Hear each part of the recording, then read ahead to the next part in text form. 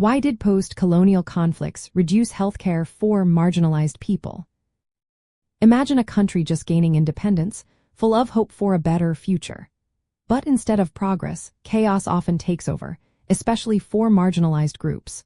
When countries break free from colonial rule, their new governments face many hurdles. One big issue is that colonial powers left behind systems that favored the elite and ignored indigenous and rural populations. These inequalities kept growing even after independence. So, the health services that existed were often only for the rich or urban dwellers, leaving indigenous communities and rural areas with little or no access to health care. Then, internal conflicts start to happen.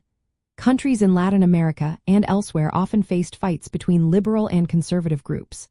These conflicts could turn into civil wars or guerrilla wars, which divert money and resources away from health services.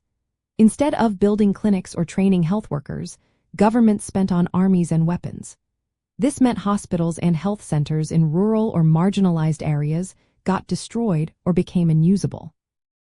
People living in these areas suffered because they could not get proper medical help when they needed it most. Indigenous and rural communities also faced distrust from governments. Many governments saw indigenous populations as enemies or threats, especially during conflicts. This led to even less access to health care for these groups. Language barriers and cultural differences made it hard for health workers to communicate and provide care. Many indigenous people preferred traditional healing practices, but colonial and post-colonial governments often ignored or dismissed these methods. As a result, these communities lacked culturally relevant health services. Another problem was the fragmentation and privatization of healthcare systems. After independence, some governments tried to create unified health systems, but many failed. Later, policies that favored privatization made healthcare more expensive and less accessible for poor and marginalized groups. Even if healthcare was supposed to be free, poor infrastructure, long distances, and language issues kept many from getting help. Economic struggles also played a role.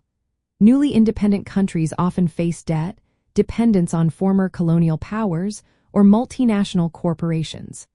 These economic problems meant less money was available for health programs, especially for those with little political voice. Disasters like floods or droughts hit vulnerable populations hardest, making their health even more fragile. Finally, colonialism often devalued indigenous knowledge and healing practices.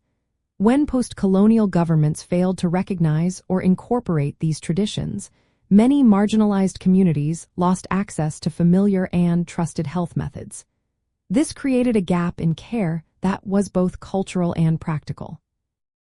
All these factors show how post-colonial conflicts and economic struggles kept healthcare out of reach for many marginalized people. To improve, countries need to recognize their colonial past, value indigenous practices, and build health systems that serve everyone equally. That means investing in rural clinics, training community health workers, and making sure policies address the social and economic roots of health inequality. Only then can health care truly reach those who need it most.